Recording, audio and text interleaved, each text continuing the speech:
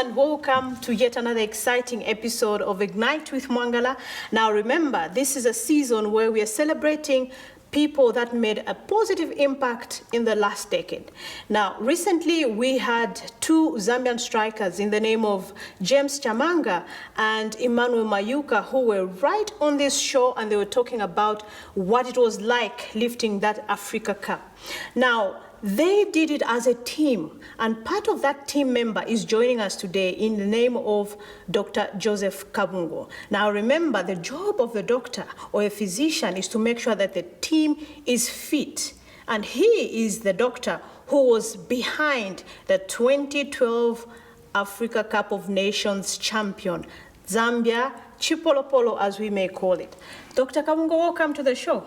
Thank you very much, Mwangala. It's nice to be here. Oh, yes, it's nice to have you here. Yeah, and all those nice opening remarks. I thought I didn't make any impact towards the success of the team. Of course you did.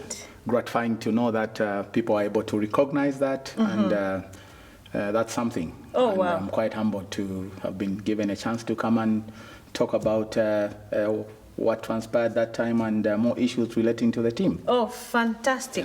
Now, before we talk about the AFCON, we just want to find out a little bit more about who you are. Now, I know prior to this interview, I read quite a number of things, interesting things about how you wanted to be. You were actually a footballer. You were a goalkeeper for Mufulira Wanderers, is that right?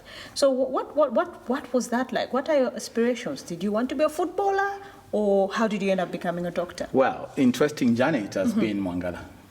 First of all, I think when I was in grade 7, thereabout, my father never wanted me to continue playing football until I think he was told at his workplace that your son actually is very good at football. And I started going to train with my team of Mufulira Wanderers under 16. By then I was 13. I think I was too young for, And it all started from there. I started progressing from the junior teams. I moved on to Mufulira Wanderers men team. Some of the prominent guys I played football with are the late Ford Chabala, may so rest in peace, Ashos Melu, Kalusha, Charles Musonda. The list is endless. But I think I was the youngest in the team. So it really took time for my father to just give in and allow me to be part of the football setting in Mufulira then. But it's one challenge I took up, and I really wanted to be a professional football player at first. I wanted to go and play for Leicester City those years, because my brother was still in England then, and my desire was to have an opportunity to play in the English League. But on the other part, I'd also wanted to be a medical doctor. So it all started from there. So it was quite some good progression. I progressed from there, and I think at the end of the day, by the grace of God, it worked out very, very well for me. Yeah, because I moved from being part of the active playing, and then I transitioned to now taking care of the well-being of players. So, which was not a big deal for me, because I understood exactly who football players are and what they need and how just to get along with them. Wow. Yeah. Now, I know that you are among, if not the longest serving team doctor of the national team. You were with the national team for 13 years. Now, fast forward, of course, we're talking about 2012 AFCON. We go in this tournament where all of us called us underdogs, for lack of a better term. Yes. Was that correct? Yes, we were called underdogs, but really deep inside the team camp, we actually knew what we wanted in 2012. If you remember, in 2010, we went all the way to the quarterfinals in Angola, in AFCON 2010. And we had so much belief in the team that come 2012, it was our time. And, Gabon meant a lot. Yes, it did. For me personally, it meant a lot because I had personal friends who died in the crash. And during preparations for that tournament, I looked forward to being part of the team and, more importantly, playing the final on the 12th of February 2012, which was my dream, and it came to pass. Wow. Now, I was asking Emmanuel and James where they were when the news of the Gabon tragedy happened. For Emmanuel, he said, ask my mother. I don't know whether I was there. For James, he said I was in grade 3. Yes. Where were you when that news hit the country? Well, when that news filtered through, I was in first year at UNZA. And for me, it hit me real badly because a week before the team left, I was actually with the late Ford Chavala. We had a good discussion because I was still playing for the UNZA team. And he said, we'll go, and when I come back, I'll bring you a pair of gloves. That was our last discussion. So when that news filtered through, I was from having a lecture. That was almost 10:30, 11. Then I heard people talking, no, Zambia na bafwa. You know, in our language, when we say na bafwa, it means never lose a ball. Oh, yeah. So I started saying, Imwe. We played a game on Saturday against Mauritius. We had a game and we beat them 3-0. And then they started going through all this, and then it just hit me. So it's a day I think I'll never forget in my life. And I think I went to sleep from 12, I think up to 18, because I could not just take it. It was too much of sad news for me to bear. But that's how it was then. I was in first year at the university then. Okay. So do you have any regrets that you ended up not being a professional footballer? Well, not quite. The only regret I have is I wanted to be Zambia #1 goalkeeper at some point.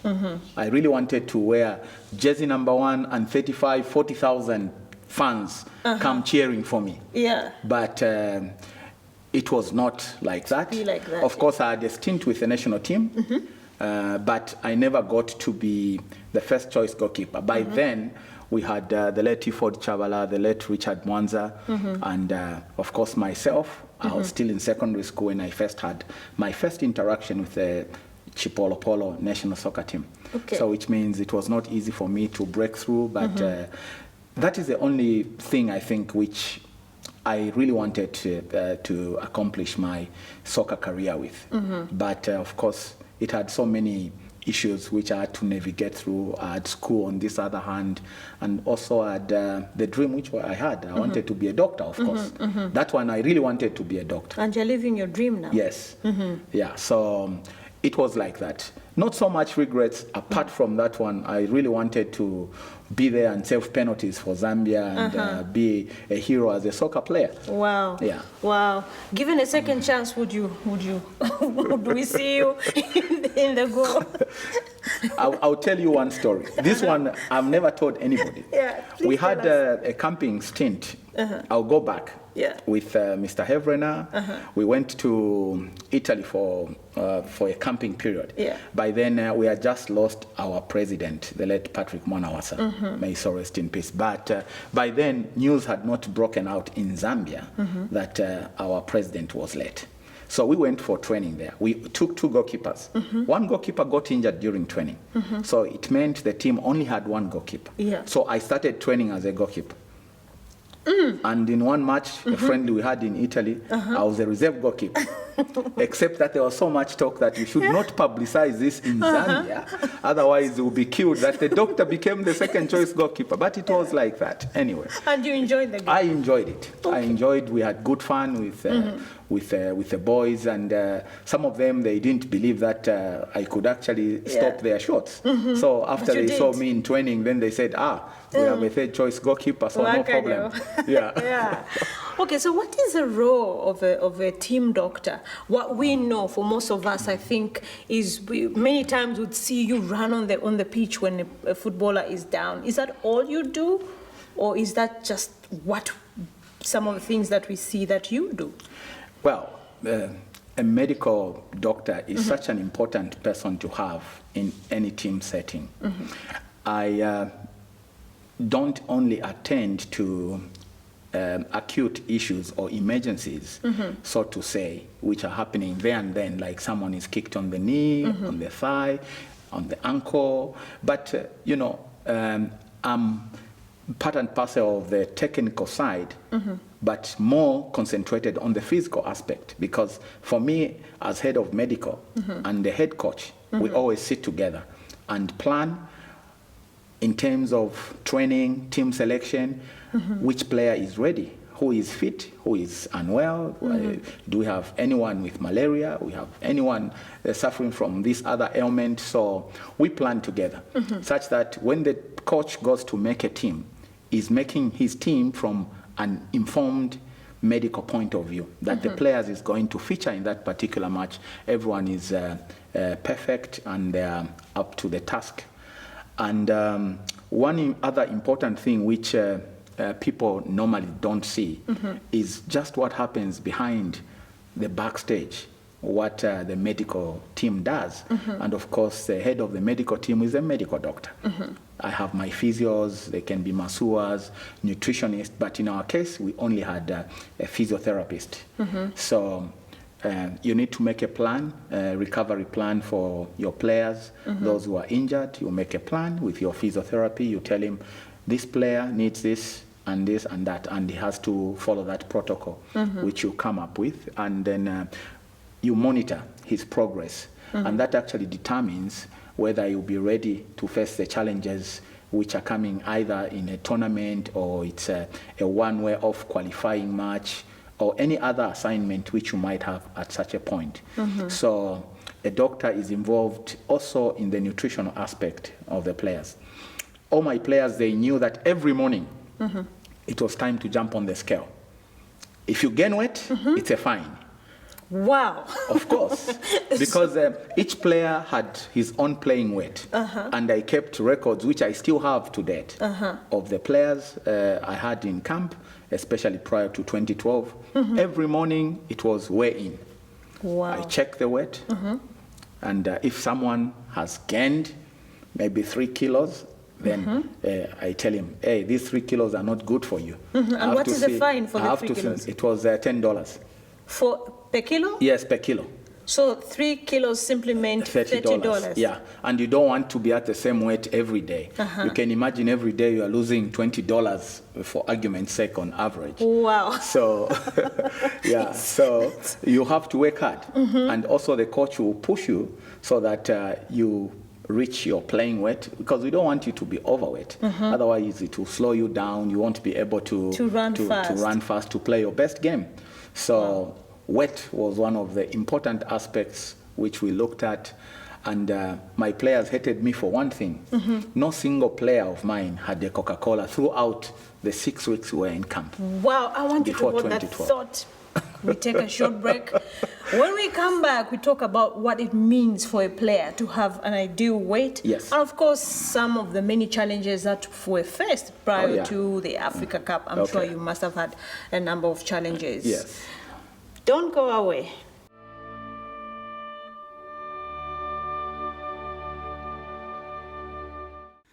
To advertise on this program and enjoy amazing introductory rates, please call us on +260 211 290959 or +260 211 290912 or +260 953 538 000. Or send us an email at loyolazam@gmail.com.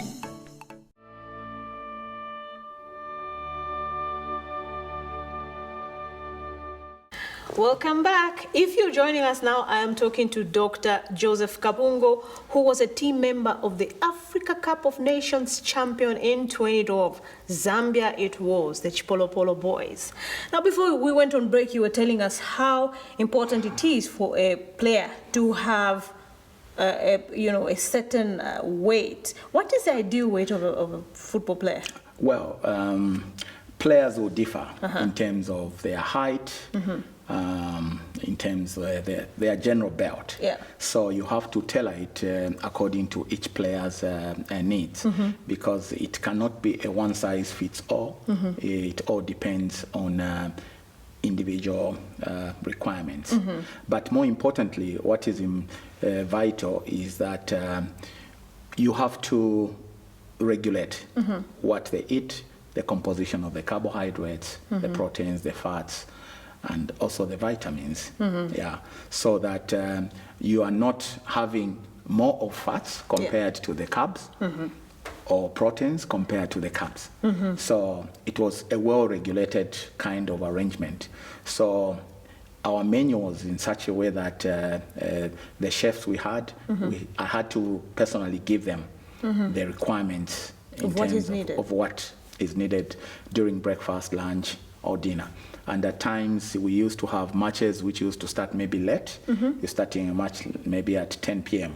So which means players won't have their dinner, so to say. They will have a pre-match meal or a snack in between. After lunch, they have a snack in between. Then you go to the stadium. Then they only come and eat their actual supposedly dinner when they get back from the pitch. Wow. So it's not chikande kande. No. It's not that free for all, eat this, eat that. No. So it was well regulated. The kind of fluids they had to take in, it was regulated.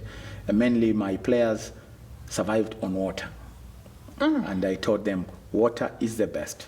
Once in a while, I would give them pure juice. That's it? That's it. No alcohol during breaks? Nothing. There was no alcohol, no nothing. So what was important was for us to be able to meet the requirements of a tournament. You know, it's a tournament where you are having a match every 72 hours. So if you are not prepared, nutrition-wise, then actually you find that you're playing a game, your players are getting fatigued, maybe in the second half, they cannot run the way you expect them to run because they are depleting their energy stores very, very quickly. So it was very, very important that together with a physical trainer and myself, we worked together and just ensure that our boys had the correct amounts of different components of nutrients to be in them. So that it was well controlled, and like that we were able to see the results at the end of the day. So it was great work nutrition-wise, great work to prepare them psychologically because was that your role? Yes, also? it was my role. We had no psychologist in the team. It was my role. So I remember Coach Hevrena used to ask me on how the feeling of the players was because every night I used to do a round, the way we do in a hospital setting. I used to see all the 23 players before I go to bed. One by one? One by one. And so, what were you looking for? General things, just to see if they have any physical problems, injuries, if they have a headache, they have a flu or something. I attend to those issues. And just to ensure that their mental state is okay. They are able to cope with the demands of training. And sometimes for junior players, what happens, they become homesick. When you are away for a tournament like that, you find that you play one game, people are homesick. They yes. But the difference in 2012, players were never homesick. Their concentration was on the next game and the desire to win the match. Okay. So now I know Zambia went there as underdogs. How did that affect the players, since you were also looking at the psychological side of the team? Did it have any toll on the players? No, not really. Our players, we started building that team. I was lucky to have been part of the building process. Their first AFCON, majority of the players was in 2006 in Egypt, Alexandria. That's where we were based. And our group had big names. We had Tunisia, we had Guinea Conakry, and we had Bafana and ourselves. We lost in the first round, but that was just the beginning. So players started having a feeling of a big stage, a kind of competition at a very early stage. And we maintained almost the same core of players. 90% of the players who were in 2006, they were champions in 2012. And in between, they had a lot of outings in terms of World Cup qualifiers, playing big names. Senegal, we played with the big names. Diouf, they just come back from the World Cup, Kamara, and our players were never intimidated by all these big names. The Didier Drogba. Yes. But what was happening, the other teams used to underrate our team. because they would look at the boys would look small, they look at Renford. Yeah, they look Renford at Chris. particularly. I mean, I'm sure we are the same weights. Yes. So we had Collins. Collins was the one who was looking at least bulky. But when he stands against the West Africans, he was also looking small. Yeah. Now you can imagine how Chisambalungu was looking. They were looking small. I remember when we played Senegal the first game. Yeah. We were doing warm-up on one side because we were using the annex pitch for our warm-up. So we were busy doing warm-up. So the Senegalese, they had big names. They looked at our boys. They said, "These are the boys we're going to play against." Then I said, "Wow, these guys, they will get a shock of their lives." So I remember Kalusha came to me. He told me, "You know what, Doc? These guys will beat them today because they never concentrated on their warm-up." True. They were just kicking the ball casually, and then the game started. The rest is history. So the boys really were not intimidated by the big names, which they faced during that tournament. But the focus was just to play the game and ensure that we deliver the trophy to Zambia, which we did in 2012. It will always be a special year, that one. Of course, it will for all of us. I mean, here we are talking about it. Yes. Now, what is the missing link? Not to discredit the current national team. From your experience, I mean, you're with the team for 13 years. What do you think is a missing link with the current teams, not just the senior team, but with the current teams now? Is there something we are missing? Probably it's a process, and when you want to win something, you need to think in one direction, have a common goal which you want to achieve as a team, starting from the top administration all the way to the least person within the actual setting of football. Because football, it's not just the team alone which is going to play, but you have other partners. So each and every partner has to be brought on board. And continuity is important. It's not like this year you play with a certain crop of players, another year comes, you have a different physiotherapist, a different doctor. No, these players sometimes they get used to one particular individual. And the way you handle them probably is not the way the other person would come and handle them. Players are a very unique group to handle. Sometimes they will behave like babies. Sometimes if he doesn't want to train, he will just say, "Hey, Doc, I think I have a hamstring muscle." Just tell the coach. But he just wants to rest. And you would know that he just wants to rest. I know that and those are the issues. Slowly you start building him up so that he comes to the understanding that he has to be part of the team and just togetherness. We have good talent now. Perfect talent. So what we need to do for us to reach high levels like we reached in 2012 is for the team to be together, for everyone to think about the team first and not to think about themselves. True. Football is about the team. If you're not thinking about the team, then you can't win anything. It's teamwork. From the bench, there has to be a lot of unity, a lot of discipline, because as I was saying earlier on, I think we had so much togetherness in the team, whereby if there was a problem, then it had to be discussed there and then. And then everyone respected time, they respected the camp rules, everyone had respect for the team. And we had no player who thought that I'm bigger than the team. There was no player who was bigger than the team, and that's what we need to have. A team is not one individual. That's why it's called a team. Exactly. It's a collection of different individuals who come in and push in their effort and their own contribution to ensure that you succeed. That's all you need. Wow. You know?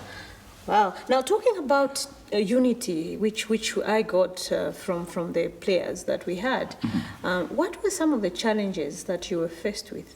I'm sure you did have some challenges during the AFCON tournament 2012.